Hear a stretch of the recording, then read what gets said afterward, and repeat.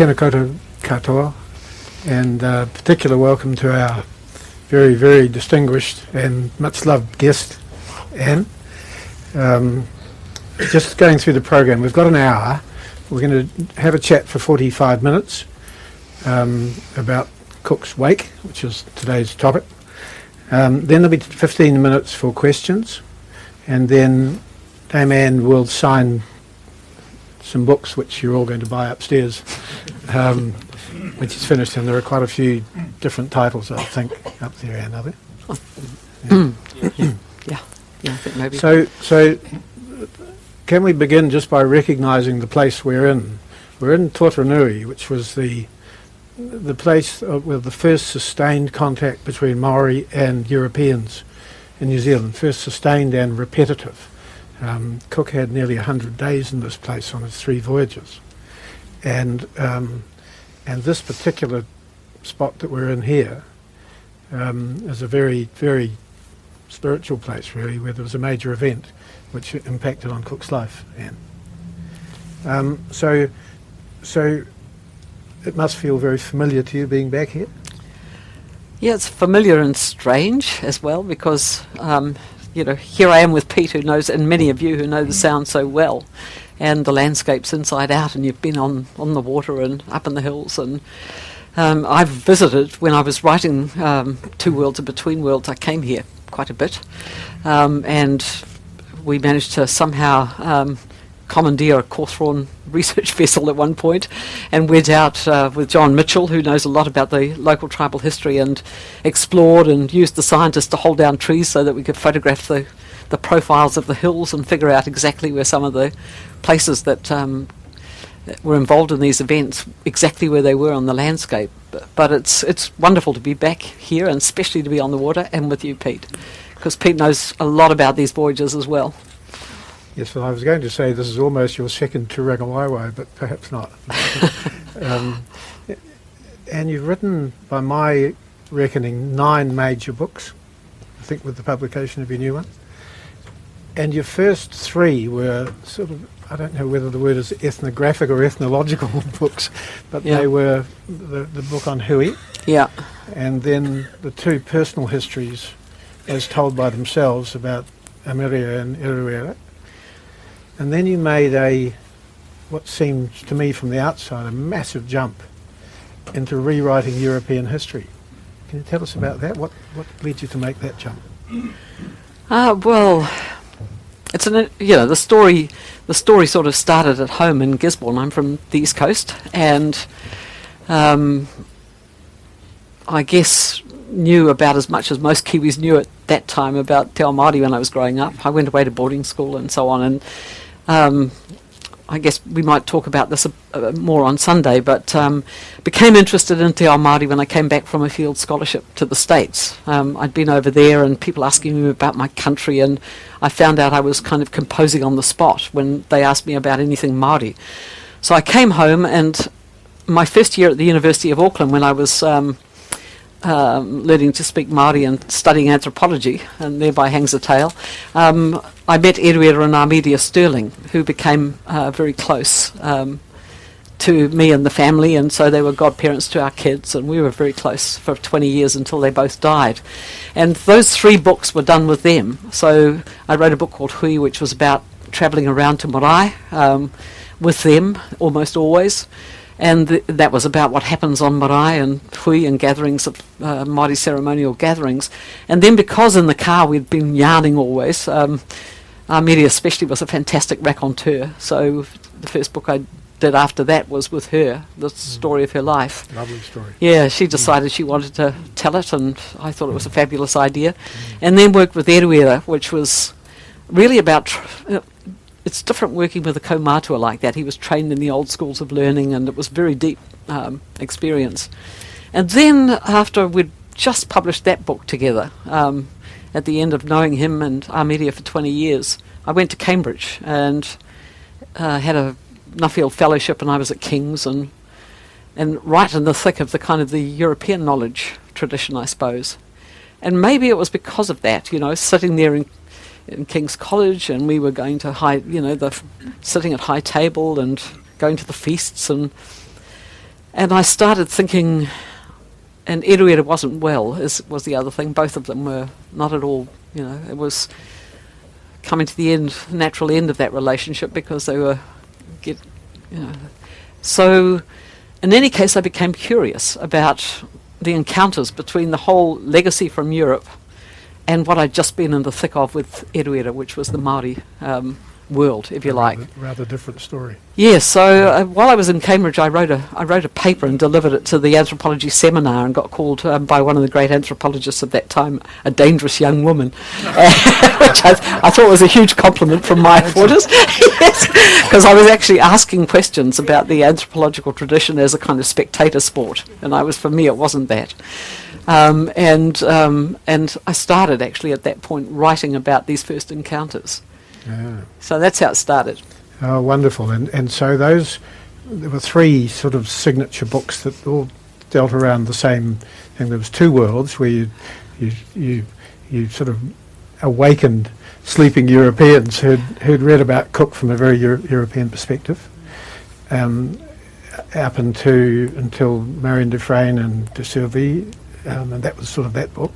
The next one was called Between Worlds, where you discussed the further interactions, the second level of interactions up to about 1815, which included the flax ships and the timber ships and the sealers.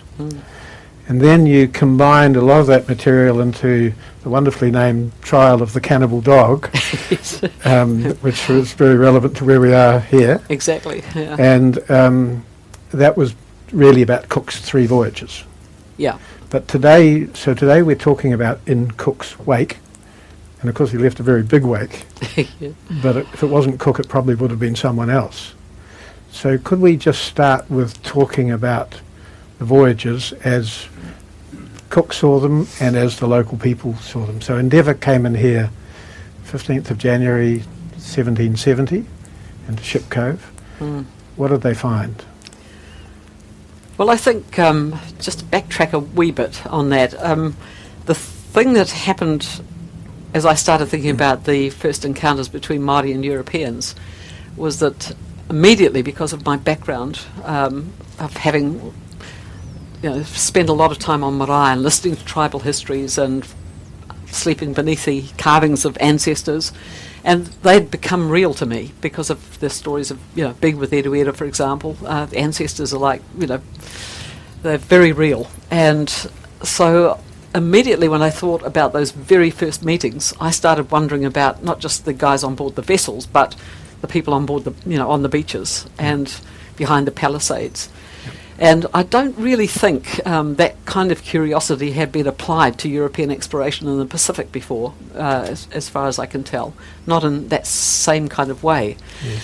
So when I started thinking about Cook's voyages, the interesting thing is that if you're curious, if you've sort of become quite deeply immersed in Te Ao Māori, then the Europeans are really interesting as well. You're looking at them and you're sort of saying, wow, that's so fascinating. And you start thinking about how tall they were and what they were wearing and what they ate and how the ship was laid out and, how they ran the ships and the relationships on board, because they were really travelling very tight travelling communities. So these guys were at sea for years and in these very small vessels and going through the most extraordinary experiences together.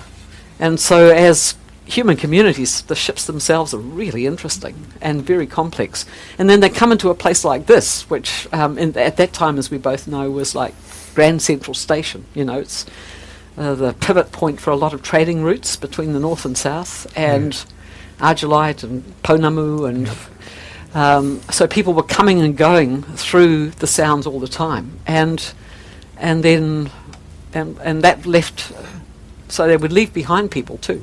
Yeah, so Cook and Banks both commented that they thought, compared with the people they'd seen in your part of the world, these people looked very poor.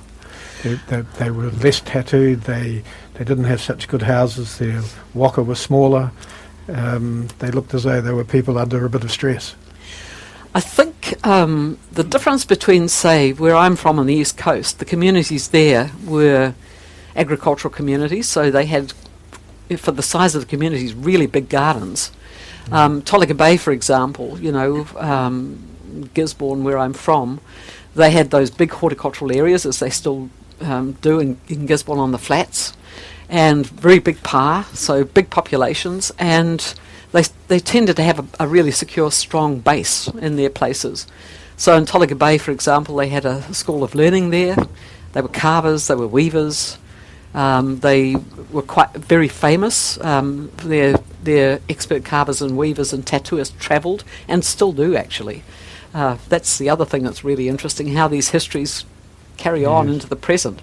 Yep. Here, this is much more like, in a way it's sort of like Auckland, but not quite, because the resources up there are a lot richer. Yep. But Tāmaki was a place, they call it Tāmaki Makoto, a Tāmaki of 100 lovers, because people were always cruising in and out, going up and down between the Waitemata and the Manukau, between, up to Kaipara, down to the Waikato rich lands, the heartlands. And so this place... were they doing that reasonably peaceably? No, not always, no. No. But probably more peaceably than a lot of people think. There's this image that we've got of Māori life before contact, which is very turbulent. And when you read the tribal histories, it tends to focus on the periods when people were fighting. But in that time, people were also very good diplomats, and so you had these rangatira who went around sort of making sure that everybody was more or less okay, a bit like Europe, I suppose. But then times when that didn't work and it flared up into fighting. But this place was really difficult because people were coming from the north all the time. People were heading off south to the greenstone trails. Life down here was more difficult because it was hard. I think you could grow kumara here, but people didn't because there was always people booming through. Coming around, yeah. And you're quite likely to lose your kumara if you planted them, harvested and stored them. Yeah, so this was, as I say, Grand Central Station. It was like a through route. Yes. So those people were, as far as we know, Ngāti Apa, Rangatani, and Ngāti Kuia around the corner in what we call Port Gore. Yes, but when Cook was here too, the other thing that made it complicated was that, we'll get on to that, but, it became a very famous visitation as soon as they knew about, when they first came in the Endeavour, they had Tupaia, the high priest navigator, with them. And they're just showing a documentary about him on Māori TV. I think it's starting on Sunday, 3 episodes. But he's an interesting fellow because he was a star navigator, and in Tahiti, a very important guy. He was the Queen's lover. The Queen's lover, high priest, involved in a big effort to take over the island, actually, in Tahiti, which didn't work. So he joined the Endeavour, hoping to persuade the British to give him warriors to come and reconquer his homeland. And that was, I was going to ask you about that, because Banks wanted him to come. Cook didn't really want him on board in Tahiti initially, did he? But once he'd accepted him, he used him to some extent to navigate around those islands before he set sail down here. Yes, he used them. The star navigators were very, very skilled, and so Tupaia was able to take them into all the different harbours as they sailed around the Society Islands, and he knew how deep the water was, and in the passages, and he took them through the rituals of meeting in the islands. But when he came down here, of course, everything was different. The rituals were different. The ways in which he could handle stuff in the Society Islands didn't really work down in New Zealand. But he made good friends up your way, though, very quickly, didn't he? He did. Didn't he disappear and jump ship for a couple of days? Yeah, well, the point is that Raiatea, where he was from, it's actually a homeland of Māori. So the old name of it's Hawaii, and that's Hawaiki. Everybody talks about going back to Hawaii. Well, that's... Right, yeah. Yes, and the voyaging marae there, Taputapuatea, which has just been made a World Heritage Site. It's the first of the great voyaging sites, has been recognised by ECOMOS. So it's been registered as a World Heritage Site. That was famous across, in tribal histories here too. So Tupaia was coming as a place, a high priest, star navigator from the homeland. And you can imagine how Māori, and he could talk. He was able to communicate with people. He convinced them he was someone special, didn't he? Well, he probably didn't have to convince them. I mean, if you'd been away from the homeland for however many generations and you wanted to catch up with what had happened since you left, and here's this high priest, and... Yes, but he was crucial also to the relationships that Cook struck with local people, wasn't he? And Yes. and I know in your area there were a few, I think 9 people killed in the first couple of days, which was a bit sad. Yes. But when Cook came down here, there were a couple of skirmishes, but it wasn't much. And generally, probably because of Tupaia, he had a pretty settled time in Endeavour. Would that be right? Yeah, well, I think he was like the diplomat and and the interpreter and the translator for Cook. And when they first arrived in Gisborne, he didn't know how to handle. Tupaia hadn't figured out how Māori behave when they're in these encounters, and so people came out and did challenges, as you know, wero, and then quite often a haka. And that's not exactly how I've spent a lot of time in Tahiti studying the early contact period there, and they had different rituals. So Tupaia was sort of flummoxed, I think, Right. and didn't quite know to tell Cook how to behave properly, and so that's how those shootings happened. But by the time he got down here, he worked out quite a bit, I think. Yes.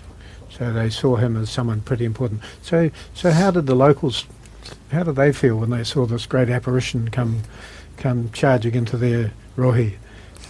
What did they think? Well, it's interesting. I've just been, we're sort of in the process of shooting a documentary, and one of the bits that we were doing just recently was up in Gisborne, and we were sitting on a high peak with a guy who's actually studied these voyages from the Māori angle a lot, and he's a paddler and a voyager and an artist. And we were imagining, you know, what the people thought when they saw the Endeavour arrive. And there we have oral histories. We don't from here, but there they said they thought it was a floating island, perhaps, because islands in those days could move around. Some islands, very special ones, or maybe a bird, a great bird. Because what they saw were the white sails, you know, to start off with, and they were really different from the sails on a waka. I was out at the entrance of the northern entrance when the replica first came in here, and early in the morning. And I can imagine it was a very unusual sight. Exactly. They must have been quite staggered by what they saw. And then these people got off it, and they found they were flesh and blood, but they had these nasty things that made a big noise and could hurt you if you stole things. Yeah, well, it's a little bit like a spaceship landing in, you know, a bit like that. And then these creatures come ashore, and people weren't sure to start off with on the coast whether they were human or not. You know, they could have been anything because they were weird, and they had this gear. The clothing was like really strange, and they rowed backwards. And they had lights in the, you know, in the hull of the ship, and when they were rowing like that instead of paddling, and that they had eyes in the back of their heads, and all this kind of stuff. So we do have some memories from Mercury Bay. A guy that was a little boy, Te Hore Te Taniwha, and he talked about them as goblins.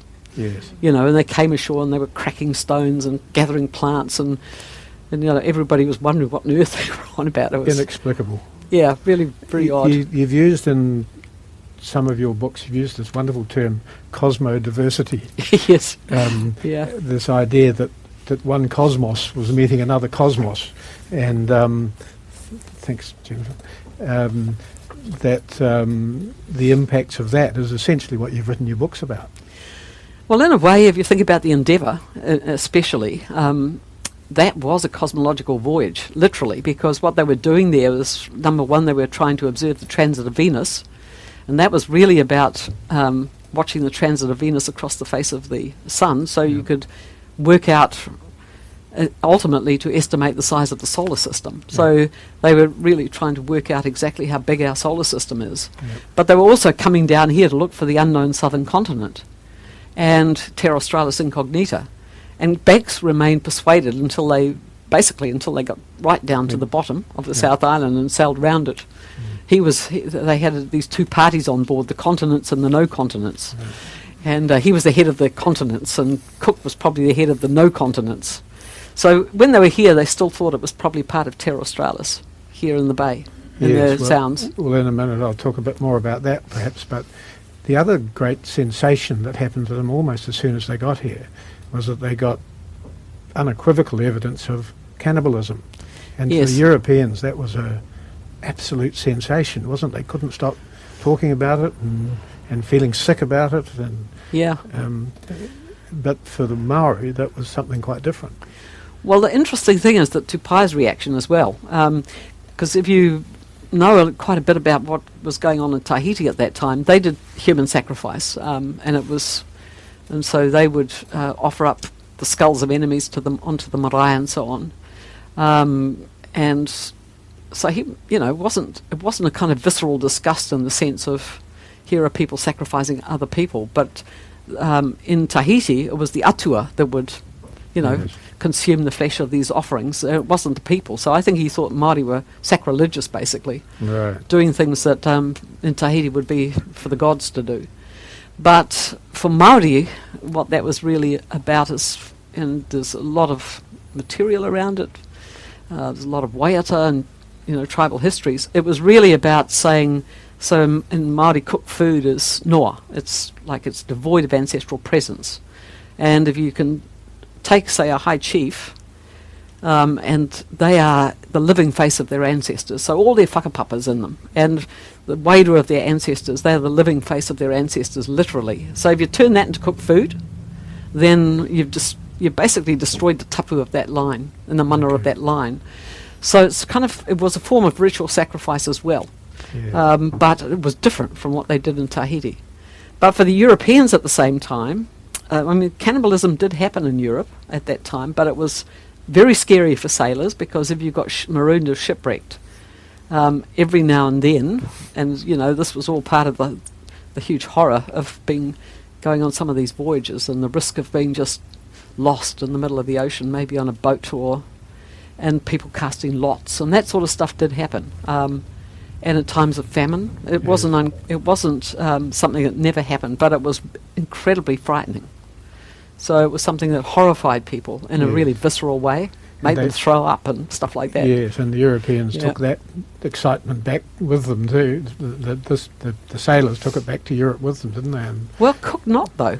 Cook's really interesting. So it depends on if you read all the different journals, what happened when they came here. They'd heard about, even when they're first landing in Tūranga and Poverty Bay, people talked about the fact that, of eating enemies. They did talk about it, but it was always the other people that did that. It was never their own lot.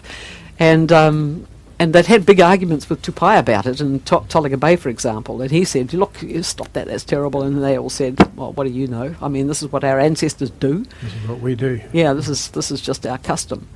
And even back in Tolaga Bay, Cook he described it, and he said, but it's it's something that these people do. And we'll get on to what happened here and Cook's reaction to that. But he was very phlegmatic. And in trying to understand that, I read, for example, many of you will have, what it was like to be involved in a sea battle. And a sea battle in those days, you were, often grappled alongside another ship, cannons firing right into the belly of the ship. Yep. Yeah, people's heads flying off, limbs flying everywhere, splinters just kind of impaling people. He'd experienced that kind of fighting. Yeah. And so those guys were not like us in that sense. They'd been cooking. He was he'd been in the Royal Navy. He'd fought against the French at certain points, and anybody that had served in the Navy was not squeamish. You had things like keel hauling, flogging around the fleet. Things that today you would look back and say, how could they do that? But they did. Yes. Okay, so that after a while, but they kept talking about it in future voyages too. And when the Forsters came, they were on the next voyage, they were also horrified. But you talked about Banks and the continent and so on. And on quite early, and they'd only been here 3 or 4 days, and Cook and one seaman, so they must have felt pretty satisfied about their security, climbed up a ridge just around the corner here and went up onto what's now called Cook's Lookout. Yes. And what did he see there? Well, they could actually see that the North and South Islands were separated. Yes. Yeah. So they could see the straits.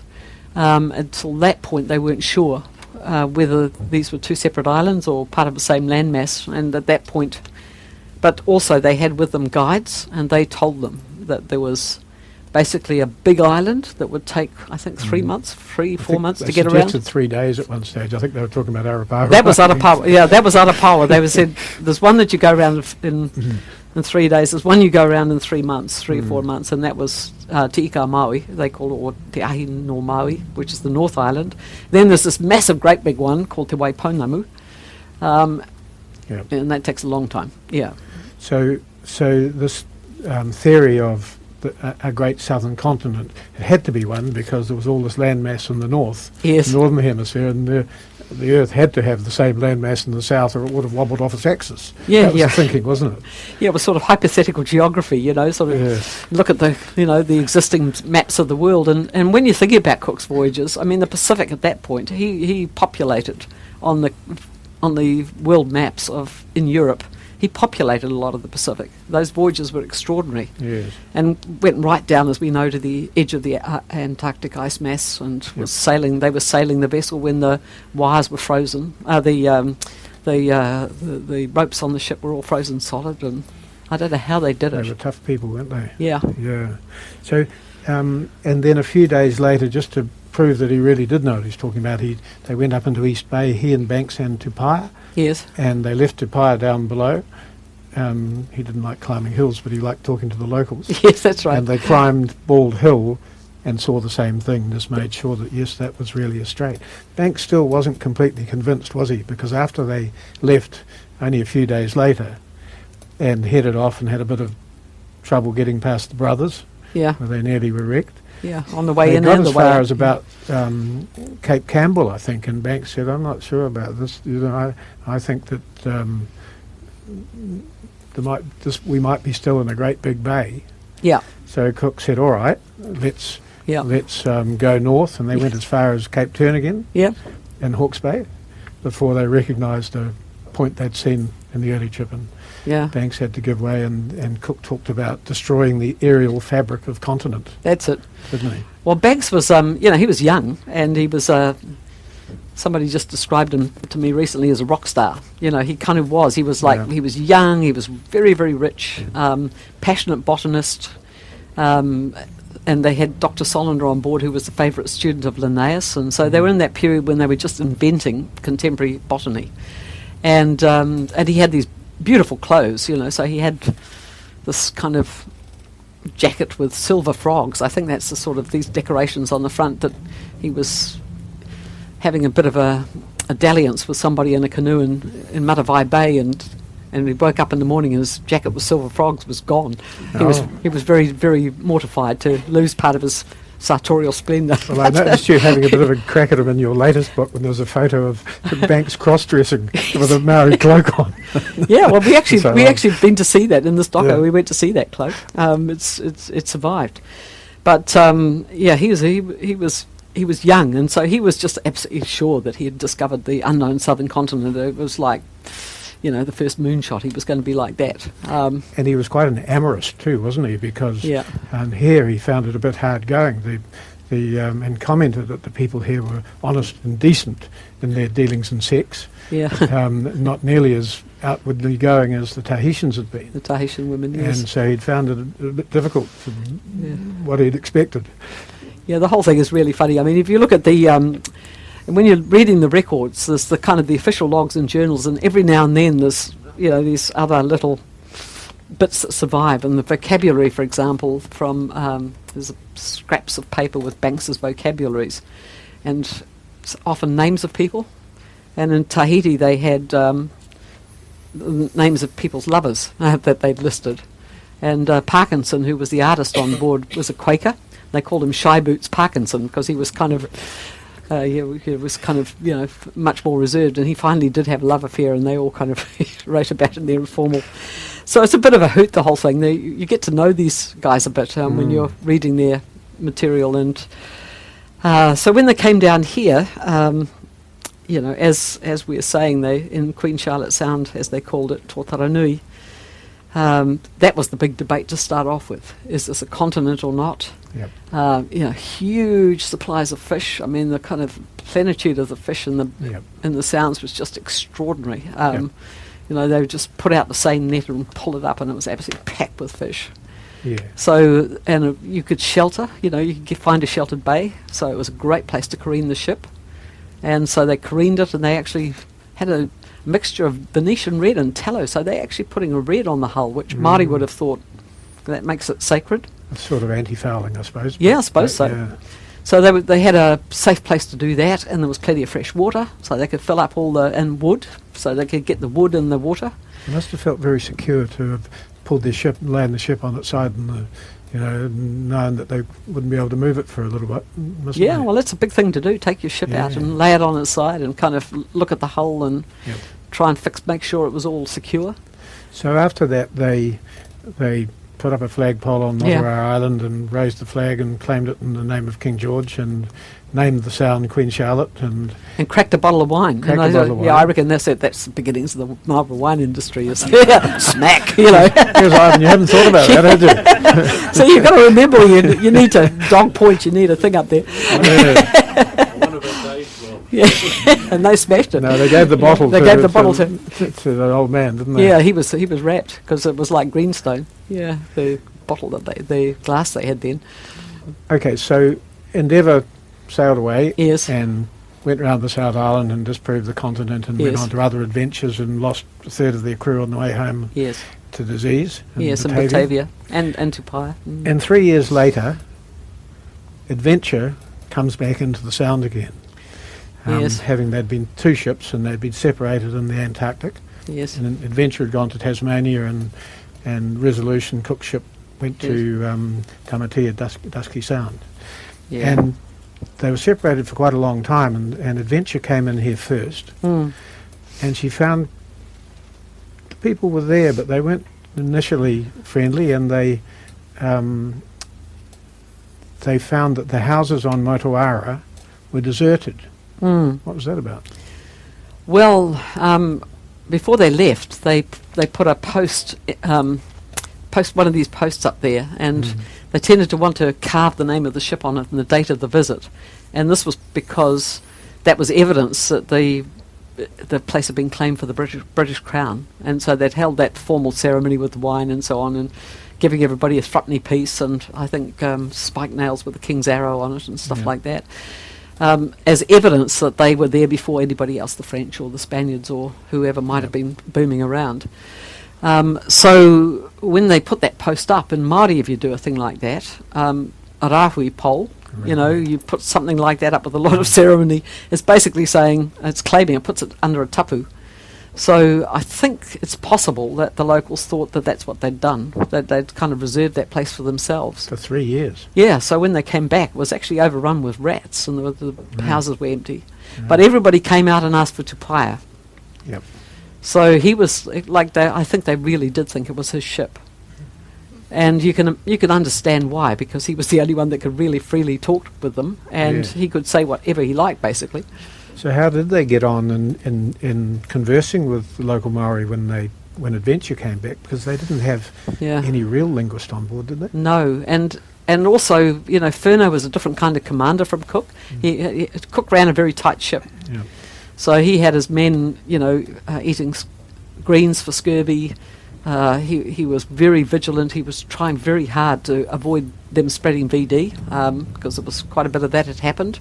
And in his second voyage, he'd come back to Tahiti, for example, and seen these beautiful women who'd acquired venereal diseases, you know, all rotting. And I think he hated that. And he wrote about it and said, you know, this is just horrible. I hate it. And, you know, let anyone tell me. He was very, very, you know, some people portray Cook as the great colonial entrepreneur or something, but he was very...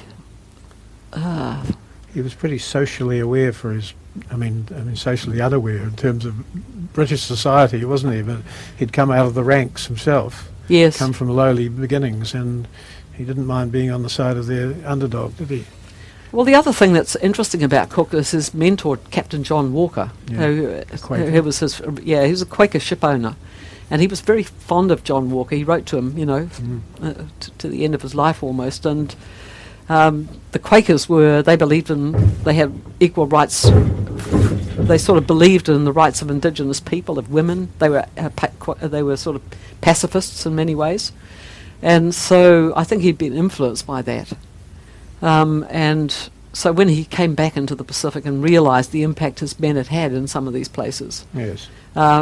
it hit him quite hard, I think. Yeah. Yeah.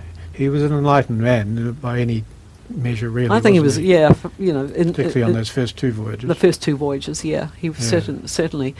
And so, but Furneaux was another kettle of fish altogether. So the men ran quite wild, I think. Yep. And they were sort of And he off had rampaging scurvy. around. They had scurvy. Yep. He didn't make them eat greens. Yep. They were really, really sick. And the canoes started prowling. And I Exactly. suspect what was going on there is that, the men were prowling. His men were prowling as well. Right. Because that's when they started bringing women to the ships. Right. And there was a kind of new kind of barter that hadn't really happened that started, which was supplying the sailors with women. Yep. And it was tended to be war captives, I think, that they were bringing. For red paint and a nail and a spike. That sort of thing. Yeah. It had happened in Tahiti actually with the Dolphin, with Wallace's ship, and the guys were so keen on it that they started taking all the nails out of the hull, ship, yeah. which was a bit self-destructive. Some of them wanted to stay, of course. That's also true. So there Yeah. was obviously Yeah. some unrest. But anyway, when Cook came back in nearly 6 weeks after Adventure Yeah. had been here, he found Adventure laying up for the winter, and he was furious, wasn't he? Wasn't at all happy with that. Yeah, well, it's a very dramatic. When he came into the Sounds that time, they had these water spouts that That's danced right. around the ship, and there's actually a wonderful painting of it. Yes. And they really thought they were about, going to get hit by one of them. Weber Came painting. right up to it, yeah. Yeah. There's a fantastic painting. And a meteor, some days before, streaking across the sky. So it was like, all this stuff going on in the elements. And when they came in again, people came out and asked for Tupaia. Yes. And they were, where's Tupaia? What's happened? Did you guys kill him? Where is he? And then they explained he died, and they all wept and kind They were of... very worried, weren't they? Yeah, they were upset about that. Very upset. Yeah. So Cook basically cranked them into gear, but Yes. in the meantime, the sex trade was Yes. really going, and you described in Between Worlds how Resolution became a floating brothel. Was it as bad as that? Well, Cook was horrified because he couldn't stop it. And so it's really, you've got Cook writing in his journal about how he wants to try and stop this trade, but it had already been started by the Adventure and by Furneaux. And I think he would have had a complete and utter mutiny if he'd held his own men back Yes. when the Adventures guys had been rampaging around. So it was very difficult for Cook, and he was perplexed about it. And things like when you have that sort of stuff happening on the ship, the discipline just Yes. goes to A long way from home, and even the Marines, no doubt, were involved. And the Maori were seeing these people coming into our place, and they were getting a bit familiar with them, and they were seeing that they were breaking tapu, Yes, they were stealing our fish, yes, they were in our space, they were taking up the land, planting their gardens where we sometimes plant our gardens. yes, And then you introduced this idea of was always stealing went on, Yeah. even despite the fair exchanges. And you call that muru. yes, Nice word. yeah. What do you mean by muru? Well, this also happened in Tahiti quite a bit, is that the Europeans didn't realise that, all the resources had people that actually claimed them. So if you had a bay, there were people who you had to ask before you could put your nets in there. If you had a garden, there were people that were the kaitiaki or that had the kinship rights to plant gardens there.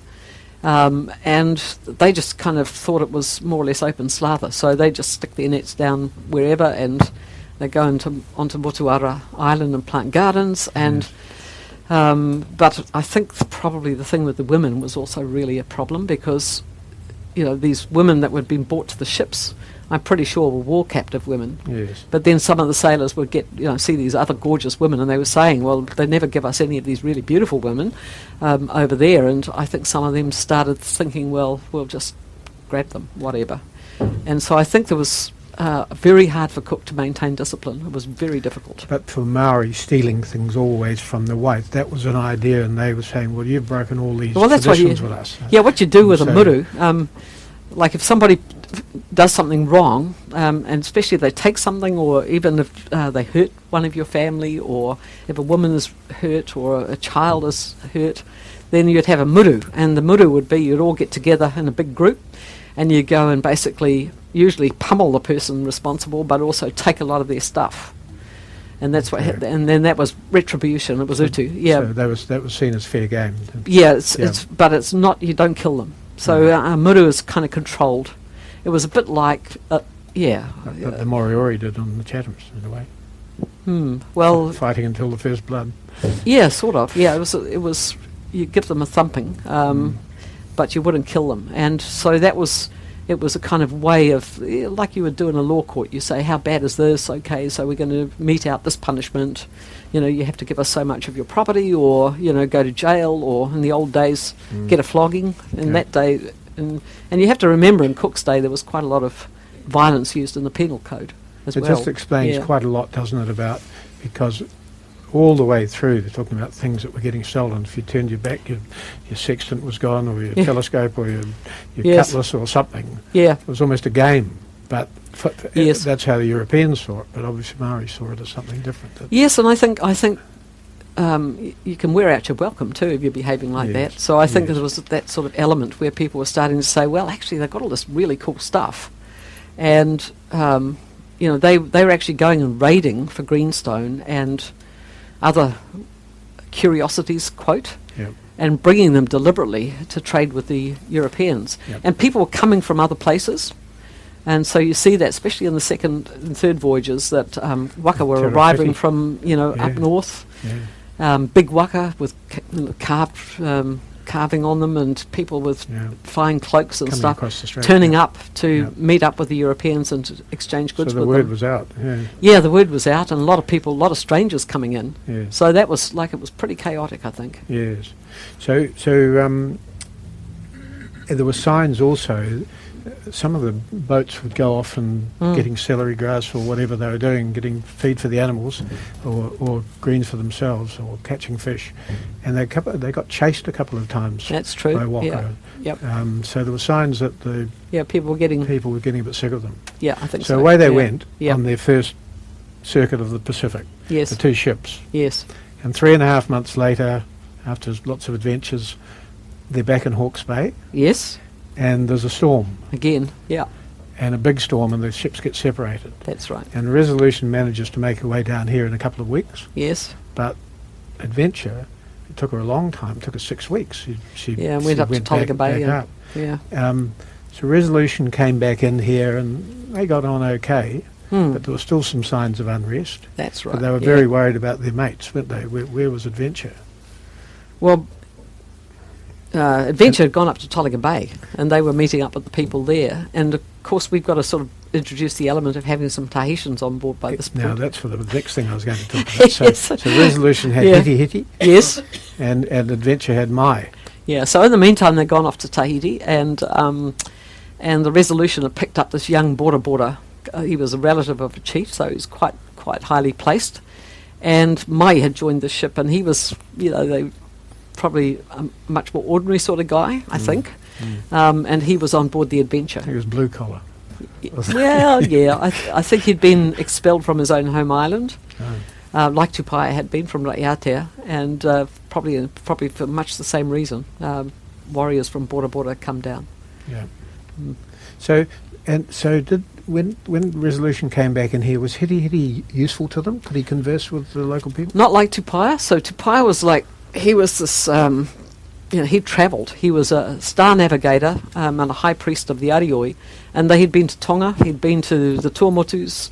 He was a navigator that really understood the Pacific, and I think he'd learned how to make the sound shifts. Right. If you speak different Polynesian languages, as long as you can figure out that a glottal stop is a K in your own language, or whatever it is, or a T it becomes a K, then you can make a transition relatively quickly. Yep. But Hiti and Mai were not very good at it, and Tupaia was fantastic. Yep. So they called Tupaia genius, actually, in Tahiti. He was a very, very clever, knowledgeable, he was, stellar sort of character. So in the meantime, while Adventure was in your area, yes, they sang Tupaia's Lament to him. Yes. Which Bernie wrote down and did some music to. The first music that we have in Māori, I've got a transcription of that lament for Tupaia. Wonderful.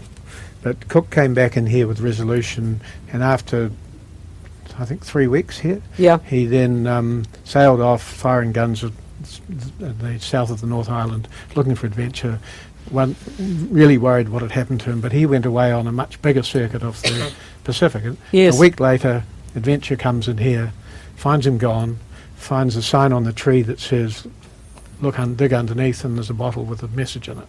And the message basically says, well, I probably will go to Easter Island, but if I don't, I might go to Tahiti, see you. It was sort of, it was like if you were the guy that was trying to catch up with your, the commander of the expedition, it was a pretty unhelpful note, I would think. Yeah. But I would have been really pretty disappointed if I'd opened up that. And of course, Mai saw it, and he saw them reading this message, and so he wanted to learn to write, and so they were all trying to teach him how to Brilliant. To write, yeah. And at the same time, there'd been a bit of unrest in Tolaga Bay with some of the crew of Adventure. And it happened again here, and again there was more surreptitious stuff going on at night, and Waka coming around, and signs of general unrest. Well, there's a guy on board the Adventure called Jack Rowe, and I'd like to know a lot more about Jack Rowe, because he was probably the provocateur in what happened here, on which in the end I think undid Cook's command in the third voyage and basically led to his death. Right. So Jack Rowe was had served in the Americas, and they say that he was a hothead. He thought he knew how to deal with natives, basically, or Indians as they called them then, and he had this attitude that, just do what you like, pull out a gun. He tried to do that. They stole a keg of brandy from him in Tolaga Bay, and the officers had to stop him from shooting people for that. Yes.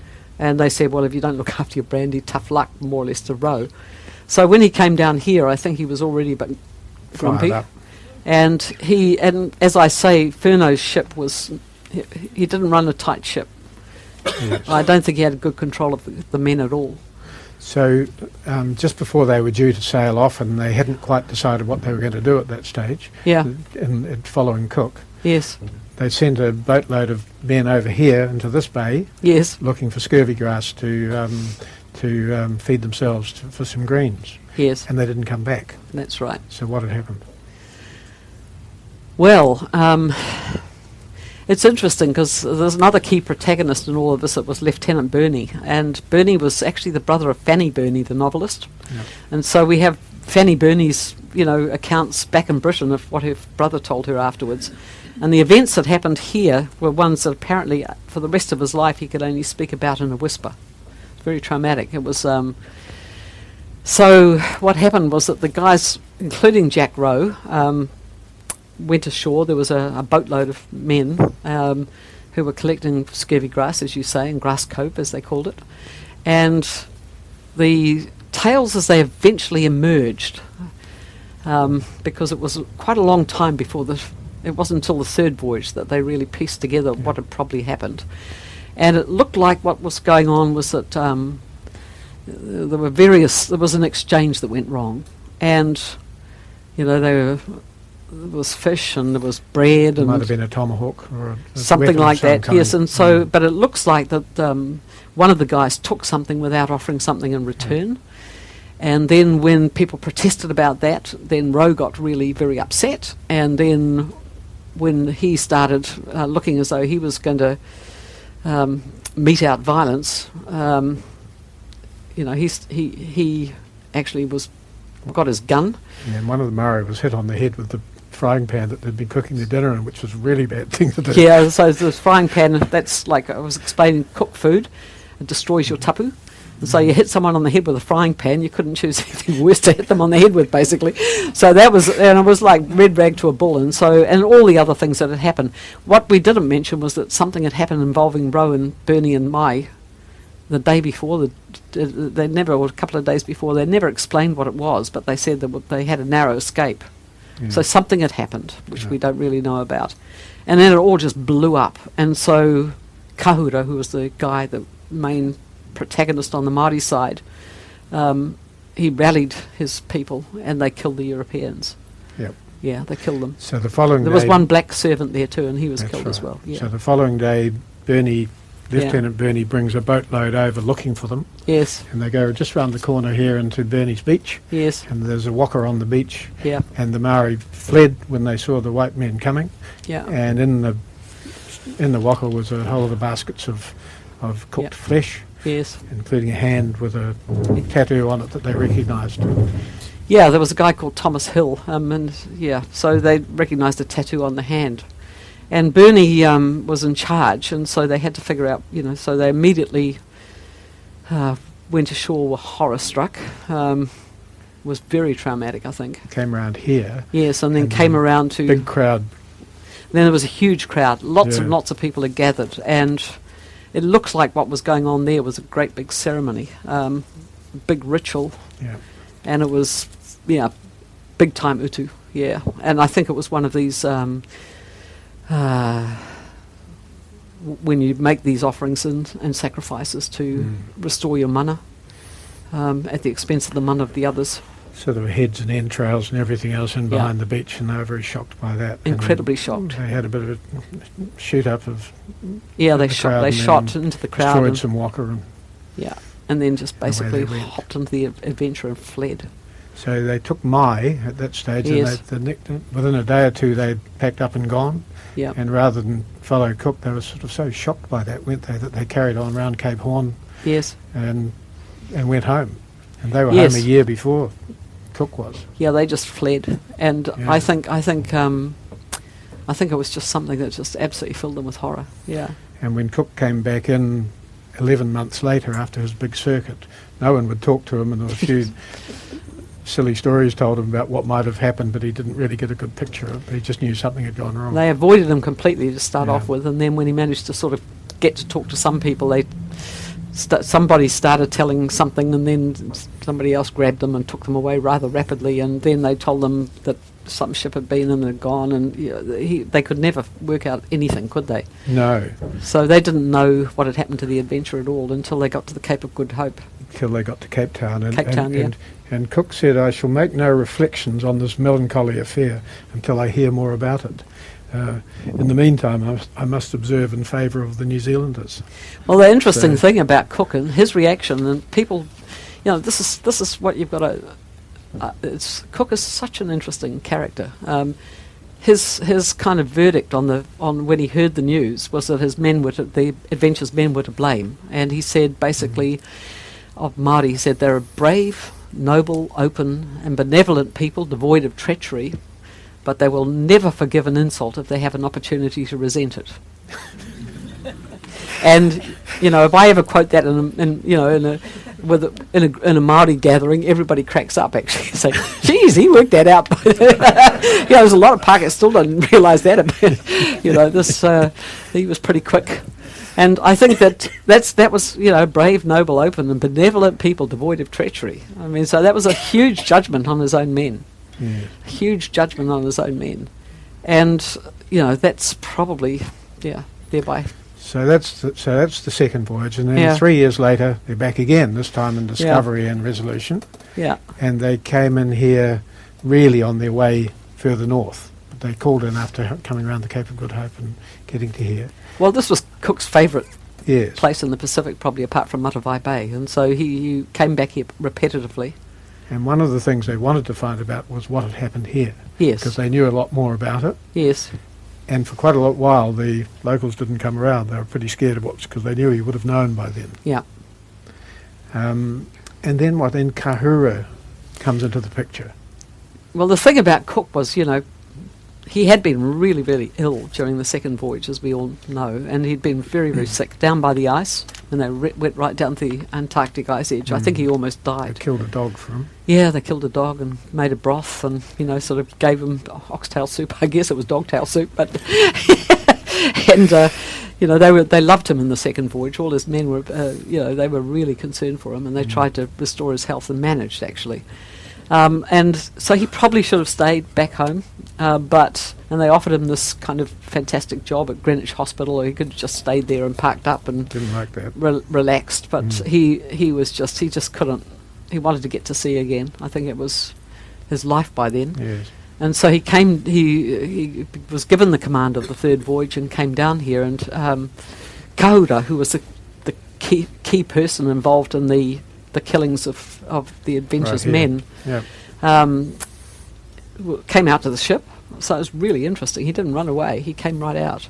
And Mai, Very upset about that. Mai was on board, and he said to Cook, kill him, kill him. Weber sketched him, which Yeah. was a real insult, wasn't it? Well, I mean, Mai was kept on trying to get Cook to do something about it. And his men were, a lot of the men, because there were a lot of the Adventure's men. Bernie was back. A number of them who'd been on the Adventure and experienced what had happened here were on board the Resolution and the Discovery. So they really wanted Cook to take revenge and do something. And Cook wouldn't, which is really interesting. He just would not do, he wouldn't. So Kauda came out, Mai saying, kill him, this is a really bad man, what are you doing? Somebody steals something in Britain, you hang him, kill him, more or less. And he was really getting at Cook, and Cook just basically wouldn't. Yes. Because he believed his men were to blame. So this was crucial because at that stage, Cook lost his mana with Maori, and he lost his mana with his men. Well, as you say, Kauda actually came on board, right on board one day, and Cook got him to tell the story about what had happened. And so he explained, gave his account of what had happened and the conflict with Jack Rowe and those guys and how that had played out. And then the artist on board was Hodges. Hodges on the first voyage, Weber on the last. I think. Yeah, Weber. Yeah. So the Weber. red crayon drawing of Kauda. So he actually had his portrait painted in Cook's cabin. And Yes. I think that was just like the bitter end, wasn't it? bitter end, yeah. And so local Māori must have thought he was a real taureka. I mean, he hadn't done anything to restore his mana, taureka? like basically that's a sort of slave. You'd lost your mana. Yeah. Unlike what they had done, which was to restore their mana, Cook did nothing. And I think they thought it was weak. Yes. But so did his men, and that was probably the more crucial thing as well, that his men basically thought that Cook was favouring Māori over them. That So he they wouldn't had a even... Sorry. Yeah. They had a mock trial of the dog. Which So this is the name of the book. Mm. And in the book, The Trial of the Cannibal Dog, I was sort of basically saying this was a turning point in that third voyage for Cook, because his men actually held, they had a kuri on board that someone had traded. It was a Polynesian dog, and they used to hold them, they used to have a string around their bellies, and they'd feed them with fish and things, and these were pet dogs really, but people used to eat them as well. They were chiefly food, Polynesian dogs, and they were not scavengers, so they would... so their flesh was kind of, because you didn't have many mammals in those days, so it was really a status food. And so one guy had acquired one of these dogs to take back to his patroness in Britain, and they sequestered, they commandeered this dog and put it on trial for cannibalism. And this was what you used to do in Britain. Ordinary people who were really offended with some leading person would often have a mock trial, and it was called rough humour, and you'd have this mock trial, and you would... Okay. It was not an unknown practice, and it was a way of sending a safe message to people in power. And so they had this dog, and they sat it in the cabin, put it on trial, must have had a lawyer for the defence and a lawyer for the prosecution, and they put it on trial for cannibalism, and then they convicted it, and then they killed it, and then they cooked it, and then they ate it. Yes. They ate the dog, and the sailors ate this dog, which was kind of a strange thing for British guys to do. And so they sailed away, and Cook from there on lost his rag a lot. Yes. Kept beating his own men. Yes. When things went wrong on the islands, he would crop the ears of a chief, Yes. take his ears off, and did all sorts of things that he hadn't done before. And eventually, when he got to Hawaii in Kiliakikoa Bay, it eventually led to his demise. Well, I was really interested in something they call the collapse of command. What can happen in a military context when you've got, a group of men and they're in really dangerous situations and they've got a commander and they cease to respect them. And then what can happen? And I think it happened to Bligh on the Bounty for very different reasons. He was on the third voyage. Yes, he was too. Yeah, exactly. But I think with Cook, I think his men began to feel that he favoured, because Cook actually liked Polynesian people. You know, he'd spent a lot of time mixing with the high chiefs, and he was inducted as a high chief in a number of places. And he seemed to get on really, and he did admire Māori. And I think his men found that really galling. But when he refused to avenge their own shipmates, you know, people that they knew and that they'd served with, and he just let this guy come into his own cabin and have his portrait painted, I think it just really, really... Yes. And so after that, if you read the logs, I did a thing where I just kind of collected up all the evidence of floggings, and they basically doubled. Yes, on that last So he word. was having to use violence to control his own guys, which he had really not had to do in the same way. He was a good commander up till that point with his own men. Yep. But I think that they were pushing the edges with him. He was getting a bit old, wasn't he? By I think he was standards tired. of He the was day. exhausted. He was over 50. Yeah, he was in those days that was really, Anyone really here for over a 50? seafaring guy. And most of these guys were in their, the young boys on board would have been probably only about 9, 10, 11. And a lot of them were in their 20s. If you look at the crew lists, they were young. And so he was an old codger by then. Yes. And tired, I think, and maybe still not well. Well, I was really excited when we came in here to come here today, because this is really central to the latter part of Cook's life, really, isn't it? This thing right here. Well, I sort of and find it a voyages. real tragic. I mean, from when I was writing this book, I thought it was really tragic because Cook, of all the command, I've written about a lot of the different commanders, the Spaniards and the British and the French and the Dutch, and Cook is, he was, he was a very upright, principled sort of guy, I think, and he really did try and be the enlightened captain. He was really trying hard to do that and trying to control his own men, not spread VD, stop them shooting people at random. And because of that, in a way, I think it was impossible to act the role of a high chief in Polynesia and a Royal Naval captain at the same time. I think it was impossible. I think it was just one of those things where, literally the two worlds. If you're trying to be a high chief in Polynesia, and at the same time you're trying to maintain the respect of your own men, which is kind of what he had to try and do, both in a way. Yeah, so it's an interesting, it's a lovely part of the story in a way, isn't it? Well, it's kind of heartbreaking too, though, because you can sort of, sometimes when you're doing this research and you think, no, don't do that. Sort of, it's going to go wrong, horribly you're wrong. Right, you can change it. I know it's too late, but we're starting to run a wee bit short of time. But yes. Just a couple of short things before we finish and go on to the questions. So, at the signing of the treaty in 1840, a local chief, Mohi Tawhai, said, "What will be the end? Our sayings will sink to the bottom like a stone, but your sayings will float light." Do you think that's happened? Is that what's happened as a result of, because these first comings together have led, Cook's wake was very large, wasn't it? Yeah, well, it's interesting because of 2019 coming up, as we know, the 250th anniversary is approaching of these voyages, and the wake is huge because that was the first, apart from Tasman, which was a bounce off really. It was like, didn't quite get ashore, I'm very sure, and it was violent, and there wasn't a lot of conversation that happened.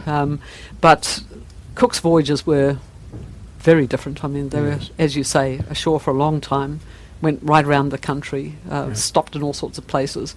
And from that time on, got to know individuals. The Māori world had changed forever because there were these other people in it, and the treaty was an attempt to negotiate how they would live together.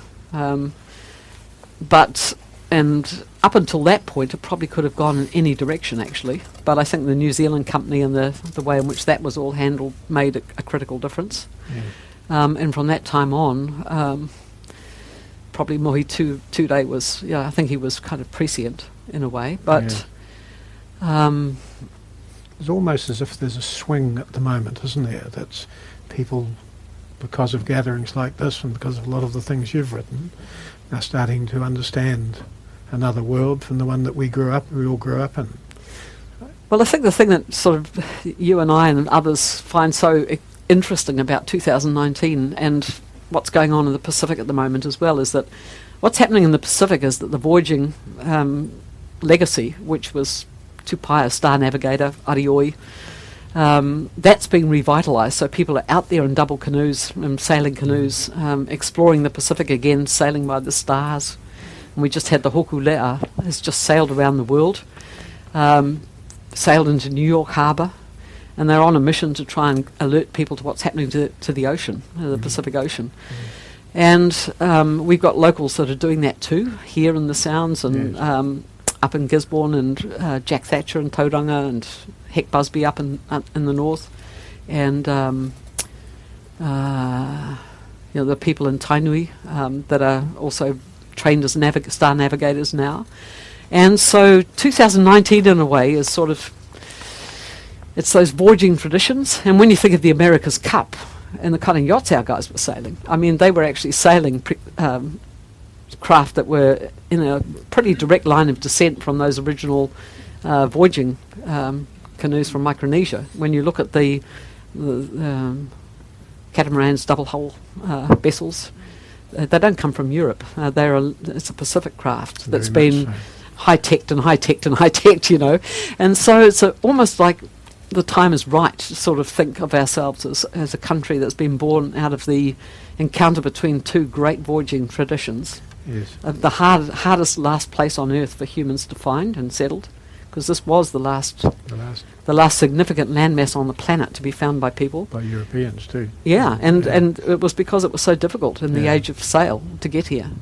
So there's a wonderful book called Whakamoana, which you're a contributor to, which talks about all of the voyaging traditions, doesn't it? It's, yes, but the thing that's really so interesting, and I've just been talking to some of the voyaging people, and I think they're going to participate. I think, you know, they're deciding that a lot of double canoes are going to be built. Can I just explain what we're talking about? Is in 2019 and 2020 here we're commemorating the sesquicentennial of James Cook's arrival here, and it's the motto is dual heritage, shared future. It's not a European version of what happened. It's a look at all of the implications of what happened, of those comings together, and everything we've talked about today, really. And we have a trust here, the Totaranui Trust, and here's our motif, the pikarua, which is a symbol of two people coming together. And Anne has led one in Gisborne called Te Ha, the sharing of the breath. And there are trusts at the other first landing sites at Mercury Bay and Bay of Islands. Yes. And so there's a... So the government sort of made it a Tier 1 anniversary, which is, you know, I mean, the thing, when you think about World War I, and I was on the World War I panel, that's been enormous, and they spent, I don't know, 43 million on that or something. But for me, you know, having been on the panel, those conflicts happened overseas. They were tragic in lots of ways. I mean, we lost a generation of some of our really finest young men in other countries for other people's causes in a way. And for me, 2019 is the opportunity to think of ourselves in our seafaring history, and the fact that we are a kind of nation of people that like to see what's across the horizon still, and the innovation and the science that was involved both in the original Polynesian voyaging tradition, which is very impressive, but also Cook's legacy, and that was a scientific voyage as well. So I think, for me anyway, I would probably rather wrap myself around a great global story around maritime discovery than a tragic imperial conflict as a nation. Terrific. Because I think for our young people it's about having the courage to conquer the world, and in a way that's curious and inquiring and kind of adventurous. So when you go upstairs, you'll find in amongst Anne's books some of these. This is the folder for the Totaranui Trust, Totaranui 250 Trust here. Please take one, and if you see a way of getting involved, get in touch with people. John Hellstrom, the chair, is here. But we're very pleased to talk to anyone who wants to be involved. Could I just finish off this part of it with another quote of your own, Anne? In the prologue to Two Worlds, you said, you're talking about the European histories, that these stories have to be rethought. Yeah. And if in consequence, and you meant of retelling the stories in the way that you did, some common misconceptions and bigotries can be recognised as mythical and sunk without trace into the sea, I will be content. Are you content? Ooh, well, I was young when I wrote that. There were 3 kids under. There might be a way of talking about tears of wranging. Tears of wranging. Well, yes, I mean, I think, since that time we have done some amazing things as a country. The tribunal process and all of that. I think we've done a lot of thinking about our past. What we need to do now, I think, is get on with creating a future where we don't keep on doing the same old stuff, looking at somebody who's Māori and thinking that they're not going to be a physicist, or or a lot of the stuff that happens, and you get to know very well when you're very close friends with people and cruise around the country with them. You see them being treated in ways which are pretty horrible sometimes, and we'd be a better country without all of that. I'm very passionate about what's happening in education. I know I've taught so many young kids, Māori students, and they tell me, I remember one of my students saying to me one time, she graduated with a master's, and she said, and this was a while back, and she said, I wanted it to be in the local paper because I wanted my teachers to know that I got a master's, because she'd been told to do hairdressing and tourism, and she got them, and the young doctors and physicists and engineers that are coming out now have probably all encountered that. And so all that stuff is just like, it's old. For me, it's ready for the dustbin of history. Yes. And there's some things we shouldn't take into the future, and those sort of attitudes are kind of out of the arc, really. So you're never content, and neither should you be, but in Tears of Rangi, you're addressing all of these things? Tears of Rangi sort of in one way, and the front part of it sort of carries on the story right up to the treaty. So you notice that I talk a lot about, I start off by talking about Cook's encounters in Tolaga Bay, and then go right up to the time of the treaty. And then the second part of the book, I'm looking at freshwater, the ocean, how we handle land, and the relations between men, women and children. And there are things in there, I think, where it's a sort of degree of myth-busting. For example, a lot of people think that Māori were brutal to women and children, and yet every European account you read from the early contact period will tell you the precise opposite. But exploring potential ways in which we could bring our legacies together for new kinds of futures that might be really where we can be world leading as a country. And I think the opportunities for us as a small, intimate society in drawing on, we're kind of in a way a place where the whole legacy from Asia and the Pacific came together with the legacies from Europe, and it gives us a kind of freedom to experiment. And I think we've done quite a bit of that in the past. We are unique, aren't we? Yeah, and I think we could do quite a bit more. Oh, wonderful, Anne. With a few minutes for questions, has anyone got some questions they'd like to ask Anne? Yes, Glenn. Would Cook have reached New Zealand without Tupaia? Well, actually, Tupaia really wanted him to go to Tonga, I think.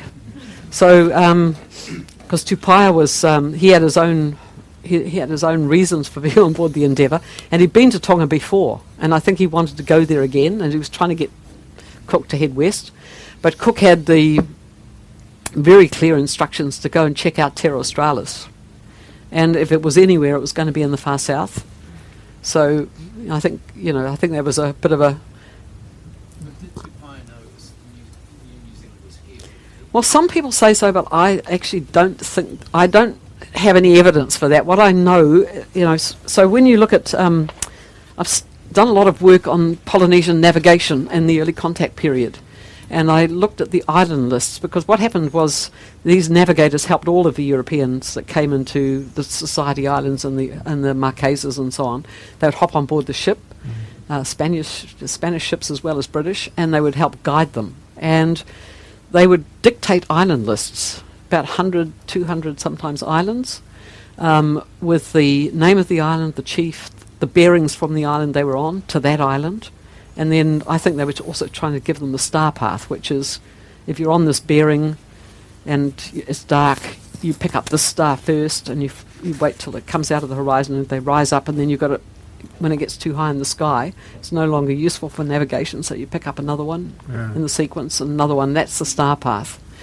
And so the island lists before I went home never include anything that could be called New Zealand. But after that, there's Pounamu turns up, and Teatea, which could be Aotearoa or something like that. So there's new islands that turn up on the lists, and I think that was my telling people back home.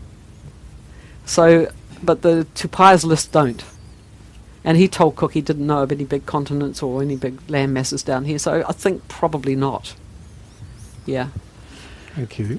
Anyone else got any questions? Yeah. Tell me, when Cook sailed into Batavia, he knew that it was a cesspool. Why would they go there knowing that it was going to kill so many of his crew?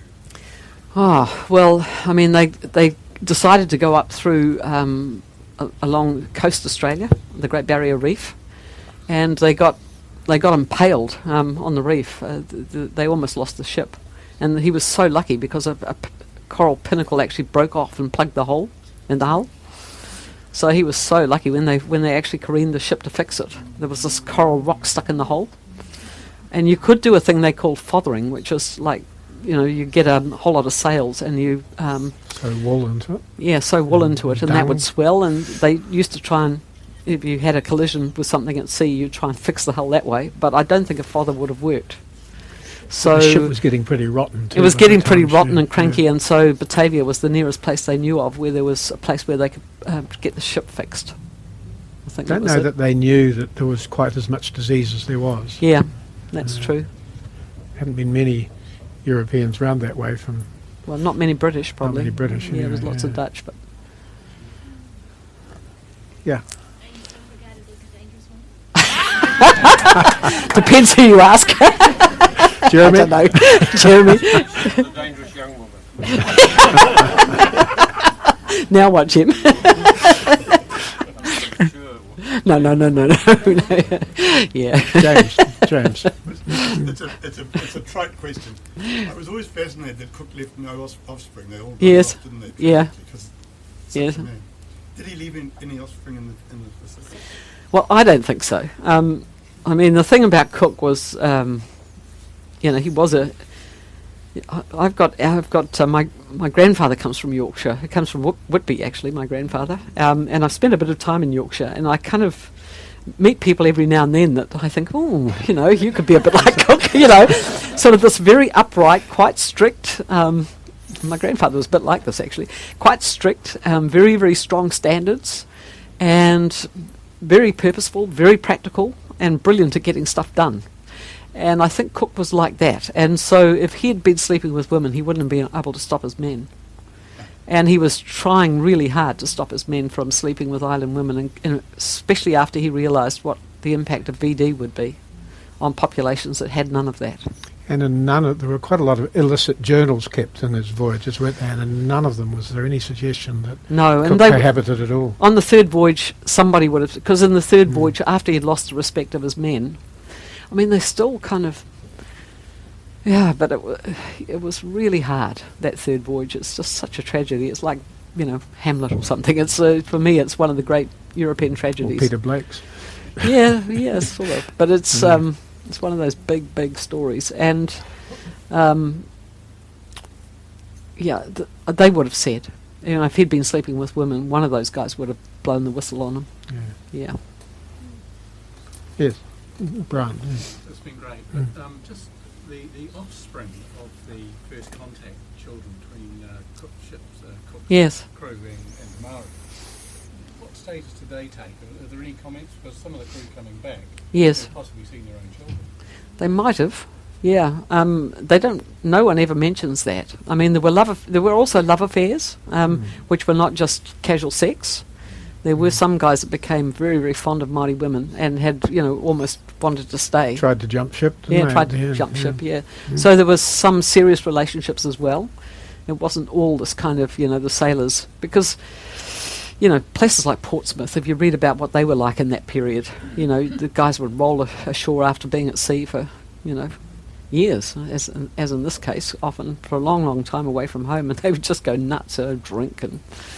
and but they do talk. There was I was just looking at a record of a red-haired, bearded guy who was a descendant of one of the Cook's crew that they met, and that was met by later explorers, not Cook's own people. Right.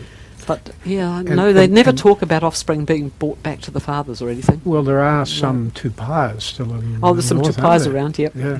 Yeah, there's some tupai. But I don't know. I mean, it's possible. It's very possible with tupaia because they would have given him sexual hospitality, and it's one way in the islands of greeting a high person is to. It's very different from the barter that happened here. Mm. It was like you're a honoured guest, and here's.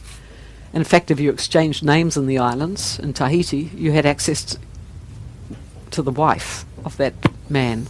Whether you took it up or not would depend on how sincere you thought your gift exchange was, I suppose. But and actually, I think Tupai exchanged names with quite a few people, including here. There's a guy they called in the journals Kupaya in the third voyage, and I think he was probably Tupai. I think he was probably a name exchange or a namesake. Right. So yeah, I'm sure tupaia. But there are tupaias around. Yep. Last question, probably Winston. Yeah, thank you. I'm interested that even though these voyages were long and dangerous and Cook would appear to be a sterner disciplinarian than even Bligh, many sailors chose to go back with him on subsequent voyages. Do you see him as being charismatic or the job's hard to get? Yeah. I think of the first two voyages, if you look at the rates of flogging on board the ships compared with other ships in the Royal Navy at that time, he was not a harsh disciplinarian. When he was very ill, for example, the discipline on board the ship was fantastic because they were all worried about him, and so there were hardly any floggings during that period. The first and second voyages were quite moderate. It was the third voyage was completely atypical for him. And it just went through the roof at that point. And they were all really puzzled. And there's these kind of almost hurt comments in the journals saying, he never used to do this kind of thing. And they talk about him throwing rages and stamping on the deck, and they call it a heiva, which is like a heiva was a Polynesian dance fest. So, they have them in Tahiti. Have any of you been to Tahiti for the heiva? It's like matariki.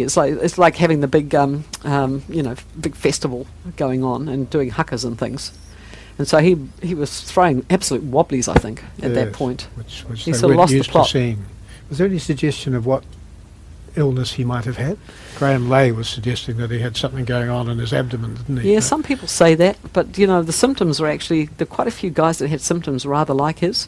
And scurvy is pretty strange. You get you can have hallucinations with scurvy, and you become very very lots of atypical behaviours with scurvy. He wasn't just a grumpy old man.